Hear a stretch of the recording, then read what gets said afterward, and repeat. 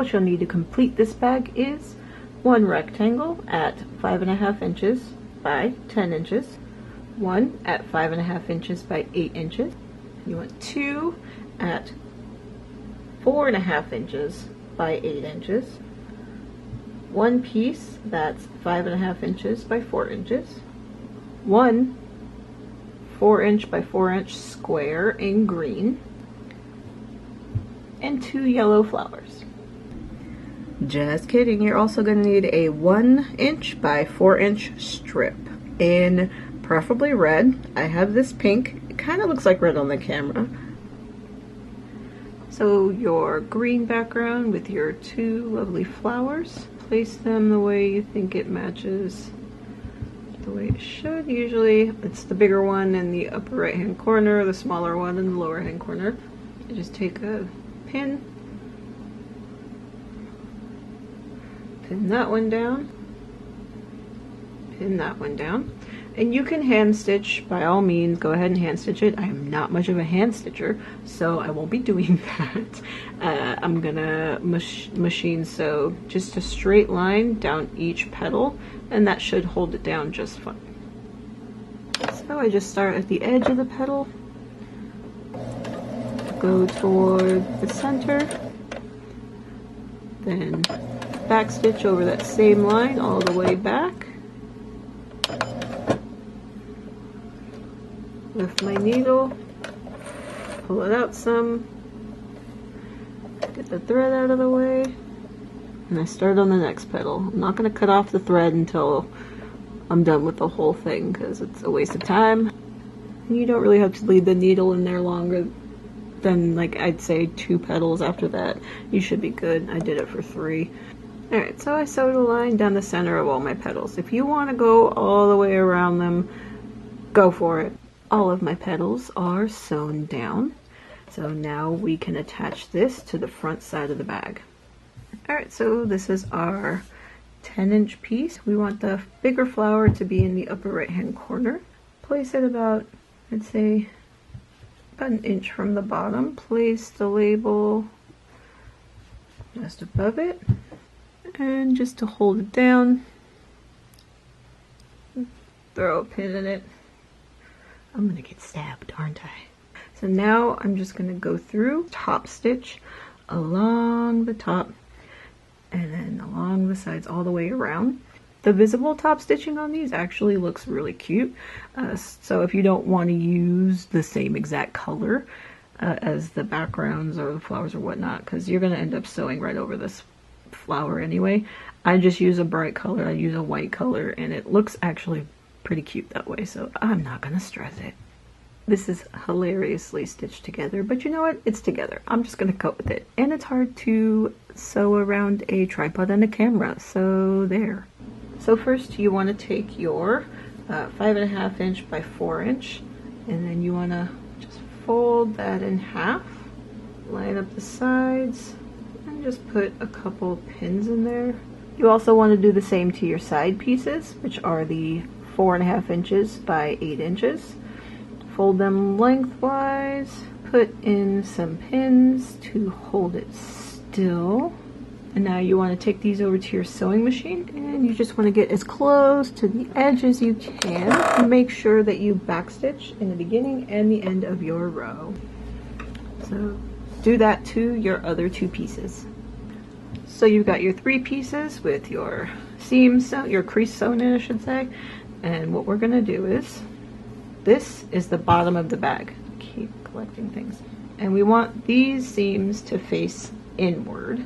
So what we're going to do is, this is the bottom piece, bottom of the bag. This is the side. We're going to line that up right down the middle. Just make sure it's aligned. It doesn't matter that this is a little bit wider. Line that up, kind of squish it into itself. It'll be fine. Put up a couple of pins or clips and then sew that side together. So the important part is just trying to get these as lined up as possible. There's some extra on this side. Doesn't matter, it's gonna work out. So now take your second piece, grab that seamed side, place it on top, make sure it lines up all the way down. Put a few pins or clips on there to hold it still. And sew this side at 1/4 inch seam allowance all the way down. Make sure to backstitch at the beginning and at the end. And this is what you should have. So this is the bottom and these two are the sides. Alright, now that we have all the pieces that we need, we have the bottom and the sides, we have the front of the bag, and we have the back of the bag. So now we have the bottom and the two sides.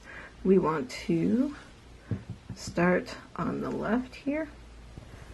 Take your bag and we want to place it toward the bottom, not the top. It will extend over the top. That is what you want. So you want to start here, line it up with the corner, line it up all the way down, put some pins in it to hold it in place, and you just want to sew along the side. Give it about 1/8 inch to 1/4 inch in, and you just want to sew up until you reach the edge of here, so you can feel it right through the felt. Go into there, back stitch. Alright. Just a heads up, this is what you want it to look like. You want that ridge to be on the outside. Okay, so this is what you should have so far. Now flip it over, and you want to take the other side, starting with the corner, line it up all the way down, and put some pins in starting at the corner as well. Now you want to do the same thing, and you just want to sew along this side. So this is what you should have so far. Now we need to close in the bottom. So I take these foldable sides, it's kind of like a paper bag, collapse it down, and then you just want to sew right across at the same distance that you've been doing all the way around. And now you just want to do the same with your last piece. That's the back, only this one should align all the way down. Start there, and a little line at the top, and I'll put one in the center, and then you just want to sew all the way down. Now you just want to do the same to the other side and the bottom edge as well. So because all of these sides might be a bit uneven, you can just go ahead, take some scissors, just trim them down, even them out, make them look more uniform. And just do that all the way around. I wish I had some kind of like puffy paint or something to make the little white markings, but I don't. So if you have that, cool, use that, make it more, you know, make it look closer to the actual little flower bag in Animal Crossing. I mean, if you cut this off or even made it like a flap, you could easily just attach some handles. It could be a little bag. If you know how to line things, you could line it. But for me, this is just going to kind of sit on a shelf and be adorable. Alright, so I lightly stuffed it. I mean, just enough to kind of have it hold its shape. And you want to make sure that everything aligns so it stands up. When it stands upward, it actually points upward. And do put something on there to hold the top down. And I already did one side, so I'll show you on the other side what I did. Lay that top flat down, make sure it comes down a bit, and then I'm not good at hand stitching, so I know somebody's gonna be talking about me, but that's okay. Make sure you have a knot at the end of your thread, and from the inside, so it's kind of hidden. Make sure it's pinched close, and you want to try and line your stitches up with the stitches on the side, or the ones that you know you did for your top stitching. Go in and try to make it come out on that line. Go up about a stitch length. Go through all the layers straight to the back. You want to do that all the way to the top. And then once you got all the way up to the top, I did come back down, probably a little more than halfway. Put a couple knots in it.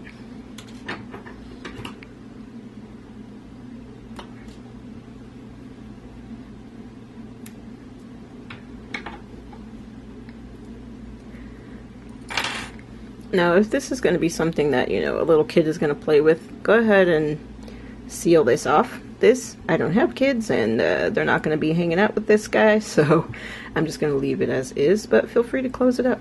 And also, it does still open, so if you needed to reuse this stuff for something else and restuff this later, or, you know, if you wanted to undo it and turn it into a little purse or a bag or something, then you have the ability to do that easily because you didn't close it off all the way.